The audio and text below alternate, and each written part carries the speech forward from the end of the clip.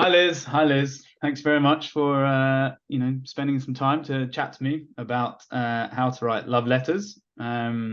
Before we get into it, just for a bit of background, the EP, the record that I am putting out, is called How to Write Love Letters, which was part inspired by conversations that I've had with my friends about how sort of the lack of connection we seem to have in today's world with all the social media and the likes and swipes and comments.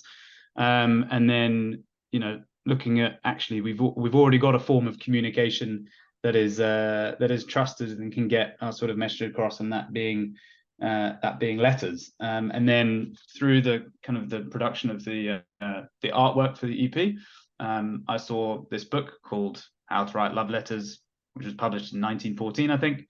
And I just thought it was really interesting just to kind of look at the themes that are in that book and how it kind of compares today, and actually if there's anything that's changed in terms of not necessarily just love letters, but letters in general, and how we communicate and connect with people. So Liz, yes, thanks very much for coming on board with me the next couple of minutes. So I think, yeah, just first up, kind of what were your impressions? How did you find the book? And what did you think about it? Yeah, well, thanks so much for having me. I can talk till I'm blue in the face about mail or post. So you probably have to, if there's like a stop or go sign you want to hold up at any point. So I have your muse, your inspiration here. So this is just a nitty bitty little weathered letter writing guide. And this was part of a series I featured on my project called Flea Market Love Letters. This was part of a series I featured of a letter writing guide every month for the year of, I think it was 2020. It was during the lockdown. And I basically did the thing that everybody did, where I remembered I had a hobby, and then I did that exclusively after work because there was nothing else to do. So I was very productive that year. And what I did was I went to my shelf, and I think I imagine How to Write Love Letters was the first. I think I found this in 2018 or 2019. I'm from the States. I live in Dublin, but I'm from the States, and a lot of the letters and postcards and various accessories for the blog and the project come from flea markets in the States, like the name. And I remember this was either gifted to me. I think my parents and I go to the flea markets together. So I think either maybe my dad found this for me, or maybe I found it. But I do know that it made its way to Dublin with me, and it was on my bookshelf. And in 2020, I thought, oh, this might make an interesting blog. And here we are today. We're talking about it in 2023. And yeah, it's exciting.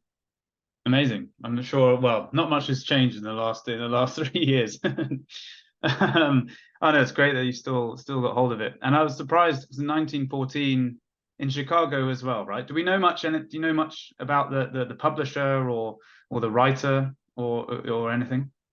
So it seems to be, so I'll show you here.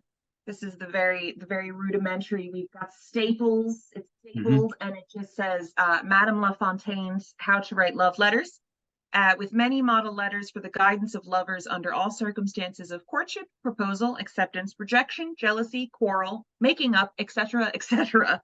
A book of first aid to lovers for men and women who desire a successful courtship and a prompt and happy marriage.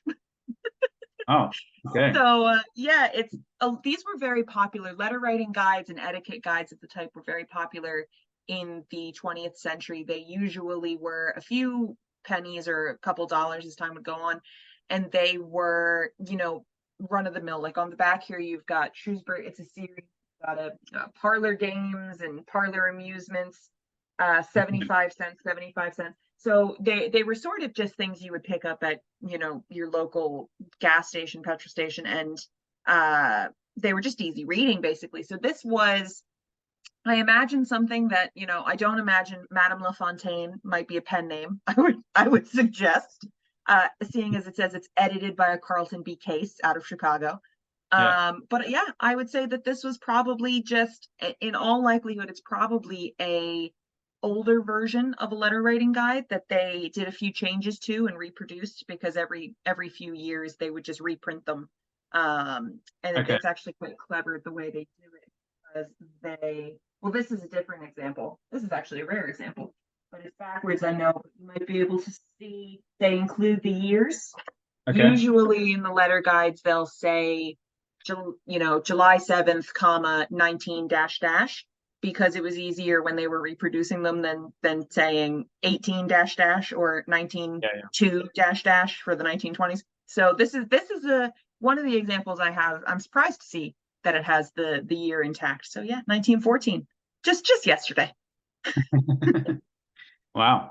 Was there well, have you been able to read it sort of page to page? Was there anything that sort of jumped out at all? Yeah, so there's some really great examples in here, and I can send you some nicer pictures of them. But there's great examples about a lady to her mother, a lady to her proposed, that sort of thing. They're usually letter writing guides are usually broken down into specific chapters. So you might have letters to a solicitor in a general letter writing guide, or you might have letters to an apprentice, that sort of thing. But in this case, it's very specific niche examples. Like you have letter to her suitor on being requested to name a day for their wedding, letter from a young lady to a young clergyman who has offered marriage, from a lady's maid to a young tradesman, from a servant refusing addresses. Like there were so many examples. Basically, if you were today sitting down and going, how do I reply to this email? And you would Google how to reply to an email, it's your letter writing guide. But this one is just a little bit different because it tends to advertise more love letters. Yeah, yeah. It's genius. I'm sure there's probably plenty that I can learn from it if I get myself a coffee. Well, that's the fun. Yeah, yeah. You start dropping a lot of old language structure in your letters. That's for sure. Do you think there's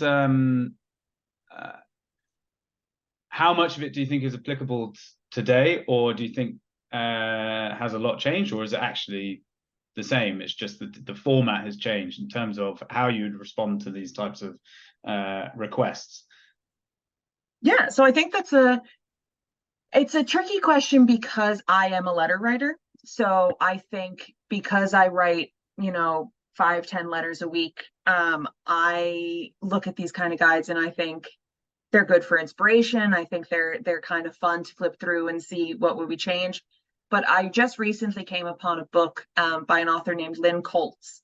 And it's a great book, and I'll send you the name of it there. I think it's called Please Write. It's behind me, but it's basically a letter writing guide in 2023. She wrote it during COVID, and it had a guide for everything. It had a guide for sympathy letters. It had a guide for Dear John letters, and this was a recent publication. It's as much as a year ago. So letter writing guides are still very much prevalent, and the formality of the one from 1914. You look back on it and you think, oh, it's quaint, it's kind of antique, but there are sentiments that still ring true because kind of love never ages. That's one Yeah. of the things I've learned in the flea market project, that love and intimacy never really ages. It's just you wear different clothes. And I just think it's really beautiful to have kind of as a time capsule. Yeah, no, that's brilliant. Well, I was also thinking because obviously 1914 being on the sort of the edge of the First World War, and just like how letter writing was, well, ultimately the only way that soldiers would communicate back to their loved ones, right? Yeah. And just that skill in such a sort of horrific time being so important in order to keep people up to date. And then I wonder whether in today's sort of modern world, I mean, it's great to meet someone who's passionate about writing letters, but I imagine it's probably few and far between in terms of, I'm sure there's a strong community, but a lot of people probably would think letters I'm not going to spend the time doing that. I don't think it's not going to be worth it because I can just ping an email, I can just send a message. And we talk about how it's important to talk to each other, right? And share, our thoughts, our feelings, etc.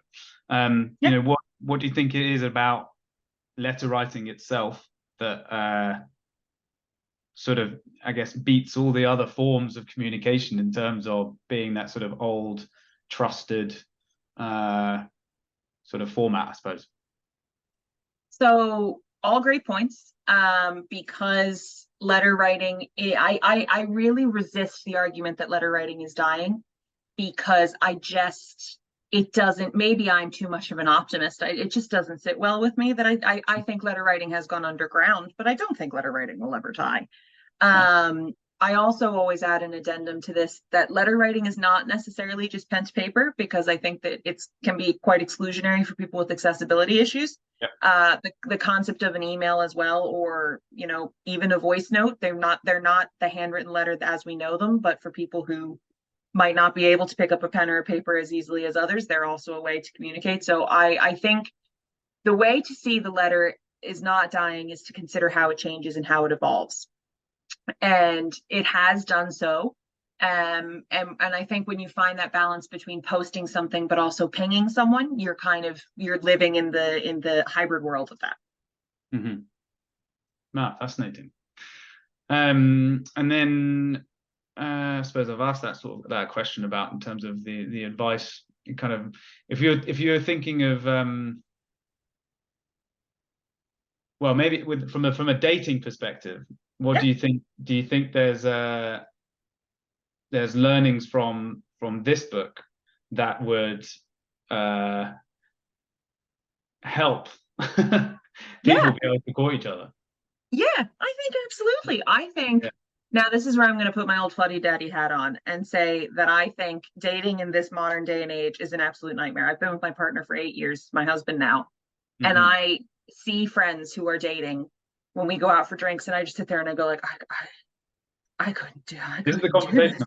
I'm having. They're like they're my friends are like veterans. They come in from these dates and they're sort of like but it's not just one party that's letting the system down, is what I mean. Yeah, yeah. It's it's a it's a machine that's broken in a bad way. And I think when you go back to what something like the How to Write Love Letters guide has in it, it has the simplicity of, hello, how are you? It's getting to know one another in a way that I just think the rapid nature of online dating. And I met my husband through Tinder. Like, we met online, but we met almost 10 years ago. And it's just so much the case that I think people online and dating in this day and age they're just not able to connect. And I think the thing that letters really do is they connect people. So the principle of being kind of just taking 5 minutes to sit down with a pen and a paper really is a shown sign of affection and an interest and an attention that you just don't get when you get a copy paste message that you send to 50 people on Tinder. Hey, how's your day? It's like, Yeah. Well, it's interesting because, I mean, they're all sort of, I mean, it's like love, I suppose, for a while has been a commodity and been used as a commodity in certain respects, in terms of, the industry and also now with these apps, in terms of grabbing your attention, keeping you on the mobile phone, etc., rather than actually going up and speaking to people, and people like well, that. a lot of what letters do is, letters at their base core, right, they're a connection. They help combat isolation. They help you feel less lonely, because for the 30 seconds it takes you to read a page or whatever it is, you hear that person, whether you know them or you don't know them, you hear that person's voice in your head. What I find strange is when I get a text message, I read it in my head voice or whatever it is. So you could get a simple plain as day text message from someone, and whatever mood you're in when you read it, you can be like, oh, all right, come back and fight them. Whereas you could get a letter, and when I get a letter, I might not even know that person's voice, but it takes on the slant of their handwriting, and it takes on the fact that I've slowed down and I'm not looking at a screen, and they've taken the time, maybe they've put in a tea bag or some stickers or something. And it's an element of, you lose that, okay, I'm ready to find something wrong with this, when you get a letter, because you're just sort of like, Yeah. oh, that's nice. And when you open it, you think, oh, she took her dog for a walk and it started raining and they hid under a tree. Oh, isn't that's relatable? And then you go about your day. So it's Yeah. really, it does a lot to foster connection and to really beat isolation. Yeah, I think I agree. I think that's great. Well, this isn't a fun debate. We're not having a debate, but Yeah, yeah. we agree But, too much, it's boring. well, I was going to ask also a question about um, what would you say is kind of one thing or a couple of things in terms of to enable people to write letters? Because I wonder whether it's a confidence thing or whether it's weird that if you write something down or if you produce it as a letter, depending on what format you're using it, it feels more formal than say ping-ponging back and forth. Mhm. But as you've just said, it helps with, being able to connect easily, to be able to kind of focus your thoughts, to get your thoughts down on paper or the platform you're using to do it. Yeah, I wonder. It's kind of, well, I lost my train of thought. What was my question? You were asking my advice for getting Oh letter yeah, writing. yeah, to do it. The Yeah. important part. And What would so you like? there's two parts. One, consider the mental health benefits of it. So during COVID particularly, there was a big push for journaling, for, sitting down with pen and paper and turning off your screen and trying to sort of put your thoughts in order. And that was great. Everybody was like, oh yeah, I'm going to buy a moleskin and I'm going to go to the park and I'm going to put down this historic period of time where I can't leave my house, and it's going to be, this is going to be my relic that I leave from COVID. And then Yeah, everybody went back to normal, and they didn't journal anymore. And everybody just started carrying all of that anxiety that they were yeah, misguiding as they were sitting at home and relaxing, and they were actually expressing via journaling. Everybody got real wound up again. And so that's why I think everybody walks around with their shoulders up to their ears. And the number one piece of advice I have is to write letters. Because if you feel awkward journaling because you're thinking like, this is stupid, why am I doing this? This is just going to go sit on my shelf. I could be doing so much more with my time. You can write a letter. You can write a letter to someone you won't send.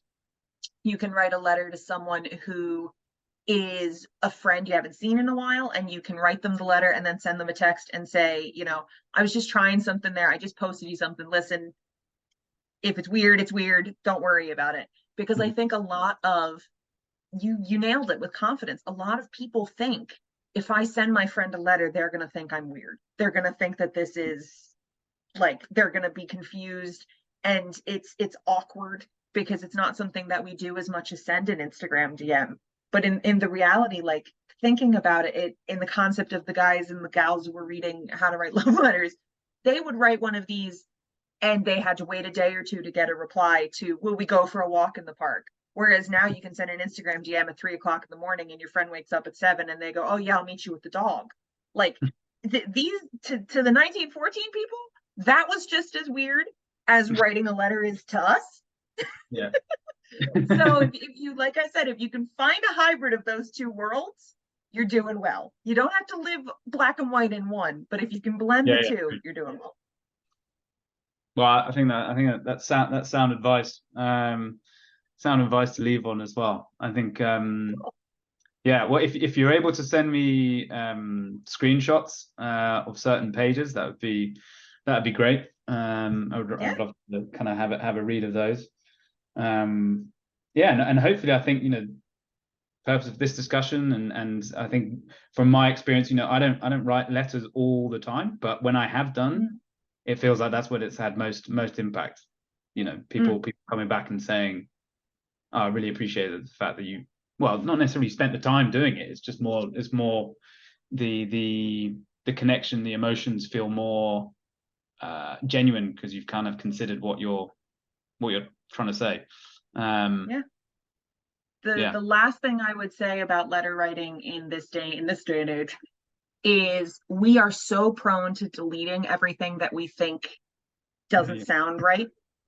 And letter writing is, you put it down on that page. And I have a rule, because I can err towards perfectionism. So I have a rule when I'm writing, and like if I misspell a word, it really bugs me to leave it. Like I'll scribble it out and then I'll write it next to it. And I'm like, oh, that's a big scribble just in the middle of the page. And I'm sitting there and I'm going, okay, worst things have happened in life, Elizabeth, let it go. And so it does a lot of yeah, this process of You're letting go of the control, you're letting go of this micro editing of yourself and of your life.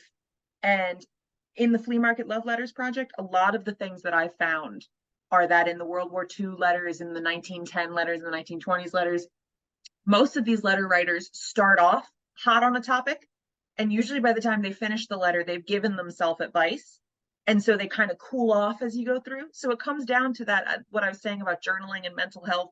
You can process a lot of what's got you up here by the time you finish a letter, and you don't always have to send it. That's also the fun part, but you can. And if you love and respect someone, they're going to get it, and they're going to go, Nick was really angry about that Q jumper at Tesco. Like he really, and then it just, you cool off as you go through, and they go, I'm glad to see he worked through that. That's good. That's good. I should call him. So it works out. Yeah, that's good. I've also just noticed we're both wearing different shades of green, so that wasn't planned for anyone who's watching this. We look very coordinated in a very particular way, but I think that's just because we're similar. We're getting to know we're similar, so it's fine. Yeah, that's great. Thanks very much for your time, Liz. Thanks for having me.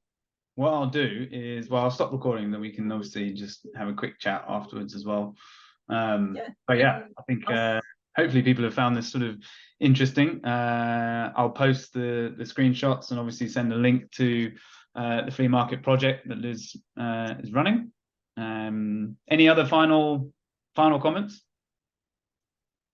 Write more letters. That's all you have to do. Just write more letters. Make me happy and write more letters. Perfect. Thanks, Liz.